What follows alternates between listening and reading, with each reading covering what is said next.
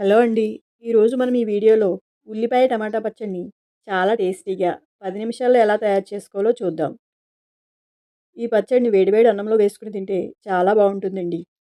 అన్నంలోకే కాకుండా ఇడ్లీ, దోస, బజ్జీలకు చాలా బావుంటుంది. సో, లేట్ చేయకుండా ఈ పచ్చడిని ఎలా తయారు చేసుకోవాలో చూద్దాం. ముందుగా స్టవ్ మీద పాన్ పెట్టుకొని ఒక టేబుల్ స్పూన్ ఆయిల్ వేసుకోవాలి.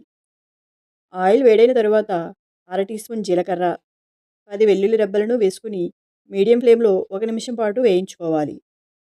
తరువాత సన్నగా తరిగిన 2 మీడియం సైజ్ ఉల్లిపాయ ముక్కలను వేసుకుని స్టవ్‌ను మీడియం ఫ్లేమ్‌లో పెట్టుకుని 2 నిమిషాల పాటు వేయించుకోవాలి. ఇవి ఇలా వేగిన తరువాత 3 టమాటాలను ఇలా చిన్న చిన్న ముక్కలుగా కట్ చేసుకొని వేసుకోవాలి.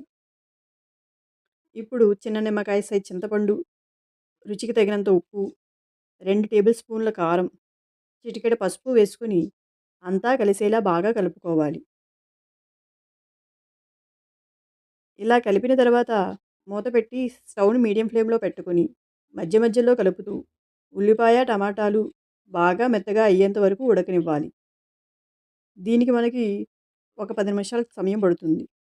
ఇలా మెత్తగా అయిన తర్వాత కడిగిన కొత్తిమీర కొంచెం వేసుకొని ఇలా ఒక నిమిషం పాటు కలిపి ఇప్పుడు స్టవ్ ఆఫ్ చేసుకొని ఈ మిశ్రమాన్ని బాగా చల్లారనివ్వాలి. ఈ మిశ్రమం చల్లారి తర్వాత మిక్సీ జార్‌లోకి వేసుకొని మరీ మెత్తగా కాకుండా కొంచెం బరకగా మిక్సీ పట్టుకోవాలి. పచ్చడిని ఇలా మిక్సీ పట్టుకున్న తర్వాత ఒక బౌల్‌లోకి తీసుకొని పక్కన పెట్టుకోవాలి. ఇప్పుడు తాలింపు కోసం స్టవ్ మీద పాన్ పెట్టుకొని ఒక టేబుల్ స్పూన్ ఆయిల్‌ని వేసుకోవాలి. ఆయిల్ వేడైన తరువాత అర టేబుల్ స్పూన్ పచ్చిశనగపప్పు, పావు టీ స్పూన్ జీలకర్ర, పావు టీ స్పూన్ ఆవాలు వేసుకుని 2 ఎండుమిరపకాయలు, ఒక రెమ్మ కరివేపాకుని వేసుకుని ఫ్రై చేసుకోవాలి. ఇలా తాలింపు వేగిన తరువాత ఈ తాలింపుని పచ్చడిలో వేసుకుని కలుపుకోవాలి. ఈ పచ్చడి మనకి 3-4 రోజులు నిలవ ఉంటుంది. అంతేనండి. చాలా టేస్టీగా ఉండే ఉల్లిపాయ టమాటా పచ్చడి రెడీ అయిపోయింది.